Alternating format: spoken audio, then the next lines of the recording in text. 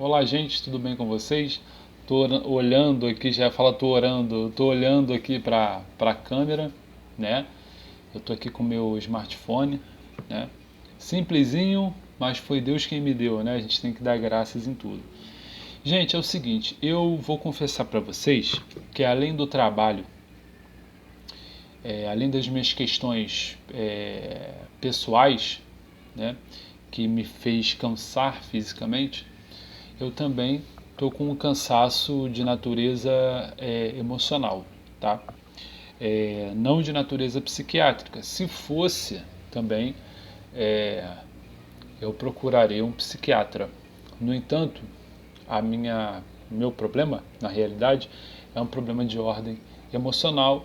Todos nós estamos suscetíveis a isso, não é? E como eu também muito por responsabilidade minha, tá? Existem coisas que eu vivi, né? Que ou terceiros contribuíram. No entanto, a responsabilidade total é minha e eu não transfiro nada para ninguém, tá? Então, dito isso, eu gostaria aqui de pontuar o seguinte, que eu ando cansado, tá? Eu já preguei em praça, eu já preguei em púlpito, tá? Não frequentemente, mas já tive oportunidades, tá? Onde Deus me usou poderosamente para expor o evangelho dele, né? E existem questões que a gente coloca que acabam mexendo com o nervo ciático, vamos colocar assim, do poder político-religioso também, né? Então, assim, o mundo, gente, ele jaz em trevas, tá? Jaz em trevas. Quando Jesus disse que o mundo jaz no maligno, ele falou isso, ele estava dizendo que o mundo ao qual jaz no maligno é esse mundo perverso, é esse mundo das mídias, do controle das narrativas, das coisas, da manipulação, na verdade. O diabo é o pai da mentira, ele trabalha e ele joga muito bem com as palavras.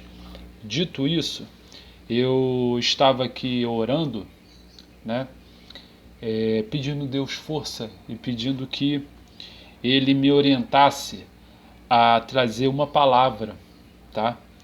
E o Senhor, creio eu, assim, Ele, antes de começar o vídeo eu orei, né? Ele me deu uma palavra que está no Evangelho de João, no capítulo 19, o versículo 17, onde especificamente ali está relatado, está documentado a situação da crucificação de Jesus. E olha o que diz aí, acompanha, abra a tua Bíblia aí no Evangelho de João. O Evangelho de João não é a carta de João, é o Evangelho segundo João, tá? Diz assim, capítulo 19, versículo 17. Tomaram eles, pois, a Jesus, e ele próprio, carregando a sua cruz, saiu para o lugar chamado Calvário, Gólgota, em hebraico, onde o crucificaram, e com ele outros dois, um de cada lado, e Jesus no meio. Pilatos escreveu também um título e o colocou no cimo da cruz. O que estava escrito era: Jesus Nazareno, Rei dos Judeus. Muitos judeus leram este título, porque o lugar em que Jesus fora crucificado era perto da cidade, e estava escrito em hebraico, latim e grego. Os principais sacerdotes diziam a Pilatos: não escrevas Rei dos Judeus, e sim que ele disse: sou o Rei dos Judeus. Respondeu Pilatos: o que escrevi, escrevi. Gente, isso aqui me fez refletir que Jesus era a persona não grata. Era a persona não grata, especialmente no meio dos religiosos. Não é verdade? Os religiosos, eles não queriam aceitar o reinado de Jesus, o tipo de reinado de Jesus. Nos evangelhos, a ênfase sempre é tipo, como, através de quê? Tá? Então, por exemplo, tipo de conquista, como conquistou, através de que você conquistou aquilo. Por que então que, afinal de contas, Jesus era a persona non grata nesse meio? Por uma razão muito simples, por um motivo muito simples. O reino de Jesus não é deste mundo. O reino de Jesus, portanto, não atende a anseios de natureza político-religiosa. O reino de Jesus não atende a anseios imediatos de natureza político-religiosa. Isso dito, se Jesus é um líder que não é deste mundo, portanto, que não tem a ver com as propostas deste mundo que prometem felicidade, que prometem paz, que prometem equilíbrio, que prometem saúde mental nas relações humanas. Se Jesus não atende a esses requisitos e, portanto, não é reconhecidamente um príncipe ou um rei por essas pessoas, logo ele se torna o inimigo número 1 desse povo, desse tipo de mentalidade. Tá? Evidentemente que muitos judeus reconheceram a Jesus como um Messias e, portanto, entenderam que a única verdade possível, o único caminho possível para que a vida se transforme não num peso existencial, mas em graça, ainda que você sofra, é a pessoa de Jesus. Portanto, muitos judeus, assim dizendo, se converteram a essa consciência, entendendo que Jesus é maior do que a Bíblia inteira. Jesus é maior do que tudo. Jesus é maior do que Moisés. Jesus é maior que Abraão. Jesus é maior que João Batista. Jesus é maior que Isaías. Jesus é maior do que qualquer figura sacerdotal proeminente dos judeus. Assim dizendo, eles, por não reconhecerem e não aceitarem a promessa de paz de Jesus, que nada tinha a ver com interesses político-religiosos que aqueles líderes estavam envolvidos, né? E, pelo contrário, trazer uma promessa de um reino de Deus que cresce para dentro, que não cresce para fora, como bem ilustrado dentro da literatura judaica, o exemplo do fermento, que faz inchar, que cresce para fora, mas que, pelo contrário, ao invés de fazer crescer e evoluir, simplesmente torna as pessoas prepotentes, arrogantes e cheias de julgamento. Esse espírito que assim procede, ele não aceita a Jesus, não aceita o espírito de Jesus, não aceita a mentalidade de Jesus, não aceita o modo como Jesus conduz, trata as pessoas. Por isso que o texto diz que os líderes, quando viram aquele escrito que Pilatos colocou em cima da cruz, escrito Jesus, Rei dos Judeus, por isso eles disseram: não, Ele não é o rei dos judeus, ele não fala a nossa língua, ele não tem a ver com a gente, ele não responde aos nossos anseios.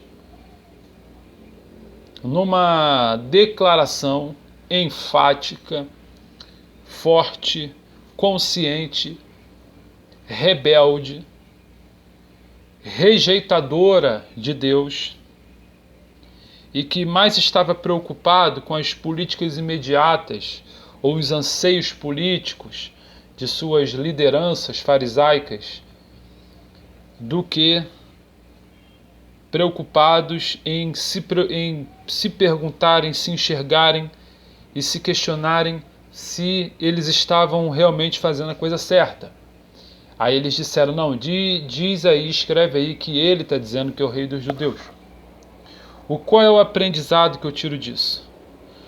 Jesus e todos aqueles que, em compreendendo o Evangelho, em compreendendo que Deus quer misericórdia e não holocaustos, que Deus quer amor e não perseguições, que Deus quer que nós oremos por aqueles que nos perseguem, não porque a pessoa é maravilhosa, não. Porque essa é a consciência que Jesus nos ensinou. Esse é o espírito do Evangelho de Jesus Cristo. Essa é a verdadeira aceitação de Deus. Esse é o verdadeiro batismo de Deus. Quando nós cremos e em crendo somos crucificados junto com Ele, e assim como Ele morreu e ressuscitou ao terceiro dia, assim também nós seremos.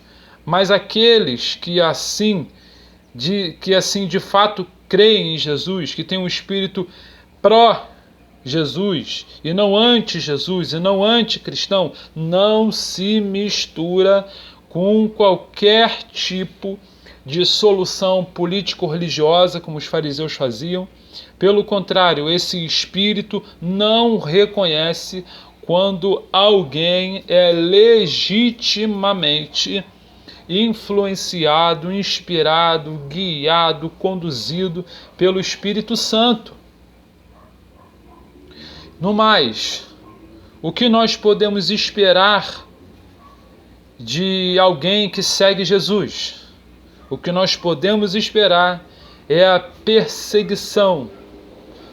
Nós podemos esperar que essas pessoas que pegam a cruz e seguem a Jesus, eles vão ser perseguidos, e eles são perseguidos de dia e de noite, dentro da própria casa, dentro da própria família. Eles são alvos de suspeições. As pessoas ficam suspeitando. Se você, por exemplo, diz A, eles não entendendo o que você está querendo dizer, a profundidade que você está querendo dizer, eles dizem só pode ser B. E aí, por outro lado, o pessoal que acha que você é B, ou que questiona, será que ele é B? Ele não é A se você fala B. Então, na realidade, nós sempre estamos nesse mundo, no meio desse tipo de pensamento que tem interesses dos mais diversos, exceto o interesse do reino, aquele interesse que ama Jesus. Então, para vocês verem que logo em seguida, eu não vou ler para vocês aqui não, mas logo após esse episódio de os líderes religiosos, hoje em dia poderíamos chamar de líderes evangélicos, líderes católicos, líderes judeus, esses líderes, logo após de eles pedirem para Pilatos mudar os escritos, Pilatos disse, que eu escrevi, logo após disso, os soldados, quando crucificaram Jesus, começaram a fazer graça, começaram a ridicularizá-lo, começaram a mostrar para nós que os poderes constituídos, que supostamente são antagônicos, assim como os soldados romanos e Roma, representando Roma, e os judeus, que supostamente seriam antagônicos, na realidade carregavam o mesmo espírito. Ou seja, isso me faz crer que não existe essa esse antagonismo, de fato. O que existe é uma briga do poder pelo poder entre as autoridades constituídas. Mas, na realidade, o espírito de ambos não pertencem a Cristo. Pelo contrário, zombam dele. Pelo contrário, o crucificam. Então, aprendam isso. Jesus vai ser louvado e é adorado das mais diversas formas, porque Deus é amor, Deus não quer declaração. Então Deus pode habitar no coração de alguém ignorante. Deus frequentemente habita, mora, deseja visitar o coração das pessoas que têm boa vontade. Paz na terra aos homens de boa vontade. Tal fato me lembra uma passagem que diz: Deus, a religião de Deus, pura e imaculada, é socorrer os pobres e as viúvas nas suas necessidades. Portanto, não é delegar a terceiros. Deus não te chamou para delegar a terceiros, a presidentes da República, a prefeitos, a vereadores, aquilo que você deve fazer. Deus te chamou para ser um verdadeiro hebreu, ou seja, para se colocar em movimento. Se coloque em movimento. Deus colocou nas tuas mãos. É só você que pode fazer a diferença. Mas lembre-se de uma coisa: seguir a Jesus, ao amor, ao trato, ao cuidado, à generosidade, à empatia, é se opor às falsas promessas que existem no mundo. Gente, não é brincadeira isso que eu estou dizendo.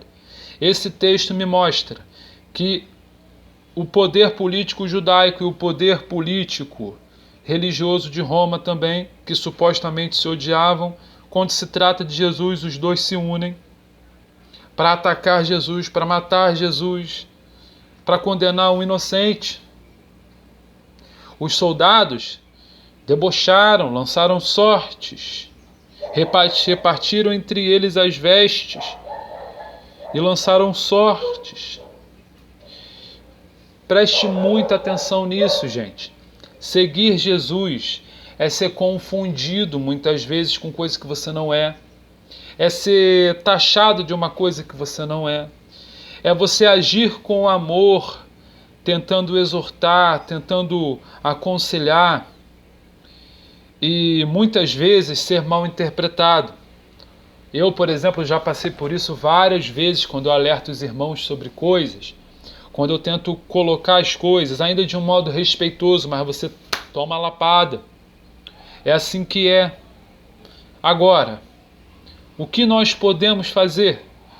Nós só temos um caminho: seguir a Jesus e apanhar. Seguir a Jesus e não esmurecer. Seguir a Jesus e acolher. Seguir a Jesus e beijar. Seguir a Jesus e abraçar. Seguir a Jesus e tirar daquilo que a gente pode para ajudar quem não tem. Seguir a Jesus e aconselhar, ensinar alguém a andar com as próprias pernas. Seguir a Jesus e ser ombro para as pessoas que estão chorando. Seguir a Jesus e entender que diante de mim eu não tenho um inimigo, eu tenho um ser humano. Seguir a Jesus é olhar para uma figura que você não gosta e ainda assim não desejar o mal. E quando o mal sobrevier sobre a pessoa, você lamenta. Seguir a Jesus não é torcer pelo mal. Seguir a Jesus não é comemorar o fato de que o diabo está condenado. Seguir a Jesus é ser diferente de tudo aquilo que você vê no mundo, do olho por olho, dente por dente. Seguir a Jesus é ser apedrejado, é ser crucificado por causa do amor de Deus. Aquele que permanecer até o fim, esse sim será salvo. Aquele que aceita a graça de Deus, aquele que ama o fato de que Deus perdoa os inimigos. E isso sim é seguir a Jesus, não é causar divisão, não é dizer que um outro merece ser metralhado. Seguir a Jesus é simplesmente orar pelas autoridades humanas constituídas, para que eles façam um bom governo, porque assim as pessoas vão prosperar, ainda que sejam homens perversos. Isso é seguir a Jesus. Isso é não entrar nas polarizações, nas divisões que Satanás plantou neste mundo, a começar pela tua própria casa, e isso eu garanto que você vive no teu dia a dia. Seguir a Jesus é ser diferente. Nesse sentido, não por padrões morais, não pela roupa que você veste, mas pela moderação, pelo espírito da moderação, pelo espírito do refrear sua língua, pelo espírito de servir ao Deus de amor, ao Deus que renova, ao Deus que se materializou na pessoa de Jesus, a luz que brilhou e foi rejeitado por muitos. Por quê? Porque estreito é o caminho e largo é o caminho que conduz à perdição, estreito é o caminho daqueles que encontram a vida eterna. Por causa disso, isso não é brincadeira. Você o tempo inteiro foi ensinado errado na sua igreja. Muito provavelmente, porque esse ensino já não mais existe. Isso não é brincadeira. Isso não é brincadeira. No grande dia, quando você morrer, você que está assistindo esse vídeo, você não vai poder alegar que você não ouviu o Evangelho. Pode crer nisso. Isso é verdade diante da luz. Em nome de Jesus, eu quero aqui orar com você depois dessa passagem, dessa mensagem que Deus me deu. E para aplicar isso, eu quero aqui orar com vocês. E por favor, feche seus olhos, vamos orar juntos. Senhor meu Deus, Pai amado, Deus Criador dos céus e da terra e de tudo que existe, do universo, dos possíveis multiversos. Senhor Deus, que conhece todas as criaturas da terra, louvado seja o teu nome, exaltado seja o Deus da verdade, a única autoridade de fato constituída. Louvado seja o teu nome, porque tu se revelas no amor, tu se revelas no passo adiante, no cuidado, no afeto. Louvado seja o Deus do perdão, o Deus da misericórdia, o Deus de paz. Louvado seja o Deus que socorre, que ainda em momentos de tristeza e perseguição, nós podemos recorrer ao Senhor e pedindo paz, Senhor, e assim tu nos visita. Porque o teu Espírito é santo, o teu Espírito é bom, tu é bom, tu é bom, tu é bom, tu é bom, tu é bom.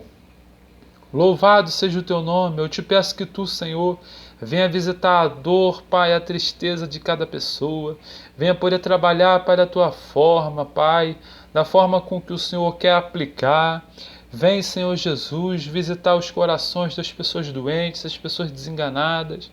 Louvado seja o teu nome, Senhor. Tu não faz acepção de pessoas.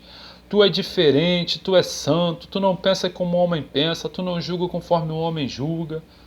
Ó Pai amado, Pai querido, os parâmetros de justiça que o Senhor tem são muito elevados, Senhor, porque a glória do homem nada é diante da tua glória, a glória verdadeira. Visita, Senhor, cada pessoa, Pai, que está assistindo essa pregação, essa mensagem, Pai, porque nós somos seres humanos, nós sofremos, nós choramos, nós nos descontrolamos muitas vezes, nós sentimos dores, agonias. Vem, Senhor Jesus, habitar o coração de cada pessoa, Senhor. Afasta, Pai, qualquer influência maligna, repreende qualquer influência maligna. Louvado seja o teu nome, dá a cura para quem quer cura. Ó Pai amado, Pai querido, dá abraço para quem quer abraço, dá beijo para quem quer beijo. Louvado seja o teu nome, em nome de Jesus a gente te pede. Amém e amém.